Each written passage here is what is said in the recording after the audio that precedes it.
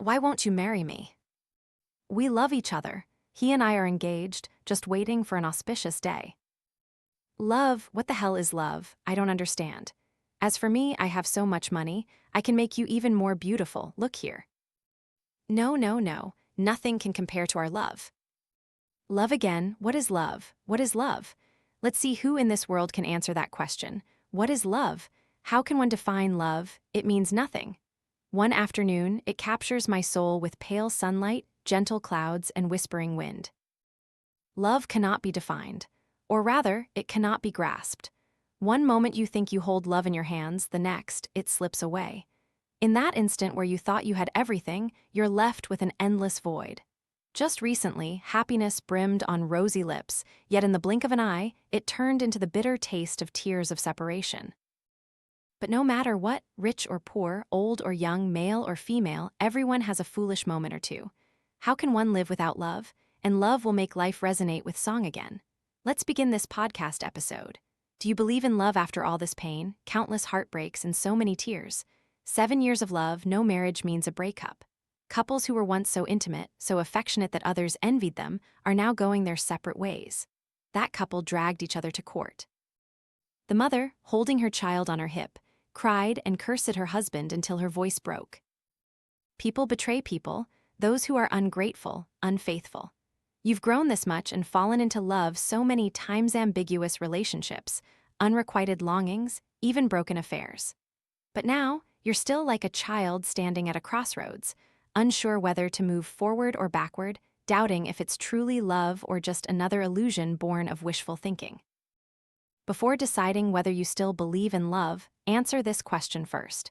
What do you truly expect from love in the present or future? What do you desire before entering a serious relationship? Not to be lonely, to have joy, to feel safe, to be loved, to be recognized. Hundreds of other answers could fill these blanks. But you know, these very things we crave reflect our mindset when we love. Think about why we choose to love. Because of loneliness, we hope that in love we won't feel isolated and lost. Because we're often melancholic, we wish love would bring many happy smiles. Because we long to be acknowledged, we want our partner to recognize the efforts we've made. We wander around searching for love, meeting new people, falling quickly into its net, then quickly suffering. We want to use love to compensate for our own shortcomings, but because of this, love is hard to make complete. Conversely, if we enter love with the mindset of wanting to fill what's missing in our partner, to give happiness to the other, and together build a beautiful, sincere home, then true love will surely come. In this day and age, many of us tend to idealize love. Movies, novels, and comics often create happily ever after love stories, revering love as the ultimate goal of life, the solution to all problems and pains. But what about the princess's life after the prince found her and gave her a kiss? Was it truly happy ever after? By idealizing love, we have overestimated it, blindly searching for a dream love without truly preparing for it. Then, when the dream shatters, we blame love, lose faith in it, and lament that love is pain. But you know what? That is a huge mistake. In this world, love is not suffering. Loneliness is suffering. Deceiving each other is suffering. Jealousy is suffering. Betraying love is suffering. We often confuse these feelings with love. The true nature of love is beautiful. It holds no suffering. Genuine love is a love without pain. And if love is so beautiful, how can we truly achieve that genuine beauty? Everyone has different ways of defining and seeking the love of their lives. For John Lennon, a member of the legendary band The Beatles, he believed all we needed was love when he wrote the song of the same title. Yet, perhaps he never truly found what he called real love, having abused 2 wives, mistreated his son, abandoned his family, and rarely provided financial support. Conversely, Trent Reznor, the wild rock star, viewed love as not being everything. Despite being famous for shocking performances, absurdly provocative videos, and lyrics that were grotesque, crude, and disgusting, he eventually overcame addiction, married a woman with 2 children, and once canceled an entire album and tour just to be with his wife and children, to be a good husband and father.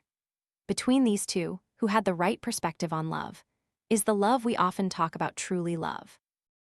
What are we searching for in these relationships?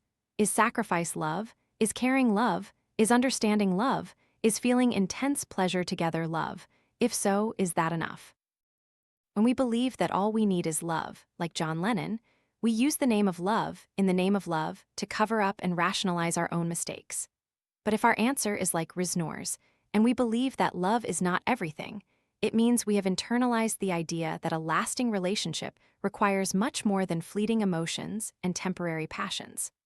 Love is incredibly beautiful, but remember that love alone is not enough to sustain a long-term relationship. We also need compassion, thoughtfulness, and respect for both our partner and ourselves.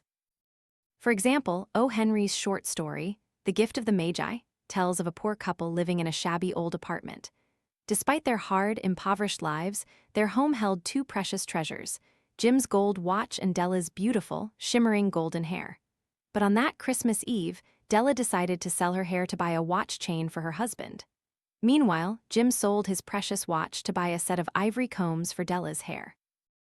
Della sacrificed her hair, her precious beauty, not because she undervalued it, but because her desire to make Jim happy was greater. Likewise, Jim, knowing the value of his watch, sold it to see Della's smile when she touched the ivory combs he bought for her.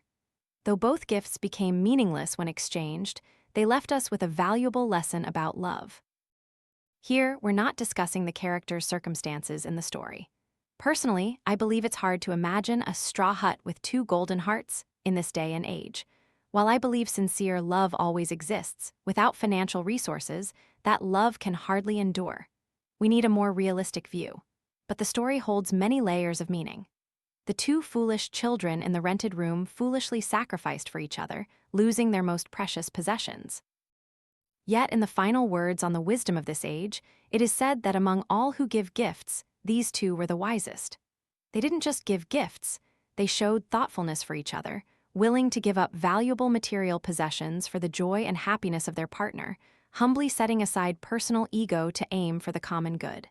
Then, love will surely last. People often say, if you want to know what love is, look at the time of our grandparents. Under the eaves of the old apartment building, Grandpa would sit cross-legged, reading the newspaper and sipping tea. Grandma would sit beside him, shelling lotus seeds. The tabby cat would lick itself by the window.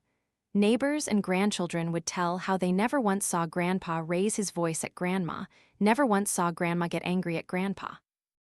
About 60 years ago, when Grandpa and Grandma were a young, newlywed couple, Grandpa had to leave home to find work in a foreign land.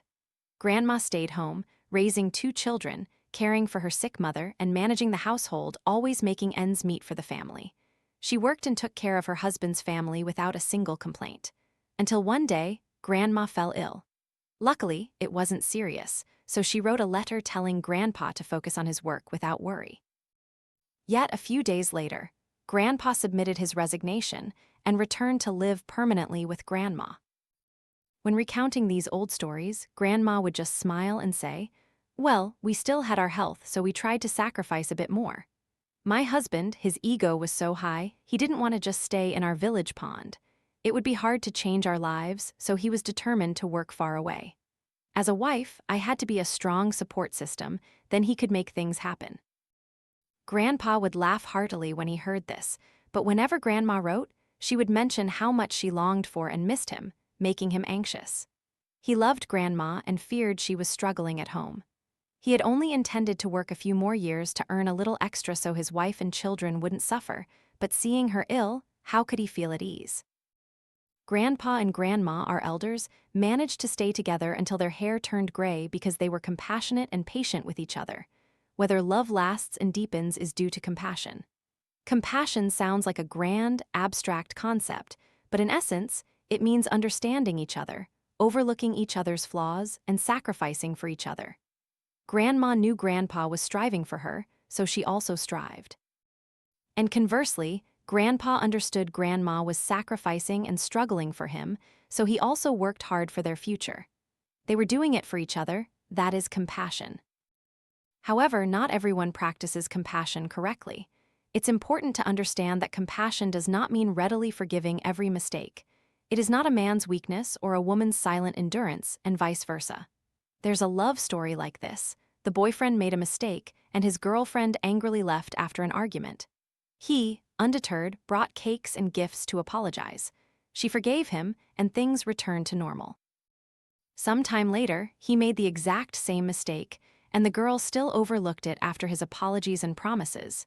Yet again, the same mistake, but this time the girl no longer cried or wanted to argue. And so, they broke up. There are moments when fleeting thoughtlessness unintentionally hurts the one we love, but we often don't see it because it seems too small, too trivial to care about. These small things are often overlooked and gradually accumulate over the years, until one day, the balloon of endurance becomes taut and can no longer hold any more carelessness. It explodes. What the girl needed was not apologies or gifts showing concern, but genuine consideration and change. But her boyfriend never truly understood that. His apologies were meant for his next mistakes, because he believed that if you make a mistake, an apology is enough. They love each other, don't they? It's love, and if you love each other, you can forgive all mistakes.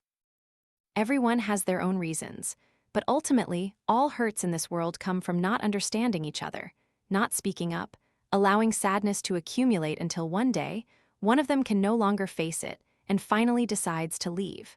Forgiveness and generosity do not equate to blind love. That's why another aspect essential for truly lasting love is respecting both your partner and yourself. Compassion is when we understand that someone made a mistake, but truly did not intend to do so, and so we forgive them. Thoughtfulness is when they acknowledge their mistake, apologize, and correct it. Respecting both our partner and ourselves is when we express our thoughts and opinions, but if they are disregarded, we resolutely let go of that, love in name only, to keep ourselves from suffering. And these heartfelt truths create clear differences between true love and love that is merely a facade. 4,000 years ago, the first poem ever written was about love, the sweet love song, the Song of Naramsin, from ancient Mesopotamia. And to this day, love through the ages remains the same, beautiful as flowers blossoming in the morning sun. Instead of using the formula E=mc2, we accept that the energy to heal the world can be created from love multiplied by the speed of light squared. We can definitively conclude that love is an invincible energy, for it is boundless. I will chuckle again when rereading my father's heartfelt letters to my mother.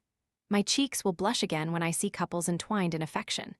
I will cry again at the unfinished love stories of young, tender youth. Reading love poems, I will still smile wistfully, sometimes sobbing over some vague sadness and empathizing with unrequited infatuations. We may have loved or never loved before, but we will love and continue to love. This life has meaning because of love. I hope this podcast episode can help you, even in a small way, to understand that convincing someone who has experienced the pain of heartbreak and suffering in love to believe in eternal love is not easy. But many things only exist if we believe in them. So now, try to answer the question from the beginning of this episode. Do you believe in love?